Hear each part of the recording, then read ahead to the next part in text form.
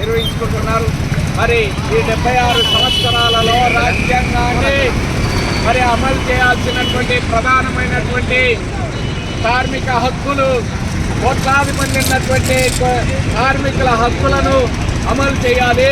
అదేవిధంగా దేశంలోనే గ్రామీణ భారతదేశం అయినటువంటి మరి రైతాంగం, వ్యవసాయ కార్మికులకు ఈరోజు రైతుల గిట్టుబాటు ధర కల్పించాలని స్వాతంత్ర ఉద్యమం ఎంత స్ఫూర్తితో చేశారో అంతే స్ఫూర్తితో ఈరోజు రైతాంగాన్ని కాపాడాలి, గిట్టుబాటు ధర కల్పించాలని ఢిల్లీలో దేశ రాజధానిలోనే చేస్తున్నారు.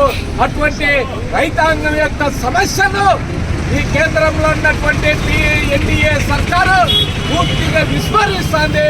ఒక పక్క పార్లమెంట్ లో అమలు చేస్తామని బయటకు వచ్చారు. పార్లమెంట్ రాజ్యాంగం ఏదైతే కొన్ని రాజ్యాంగం మీద ప్రమాణం చేసి ఎన్నికైనటువంటి ఈరోజు పార్లమెంట్ లో ఉన్నటువంటి పాలకులు అన్ని రాజ్యాంగాన్ని ఉల్లంఘిస్తున్నారు.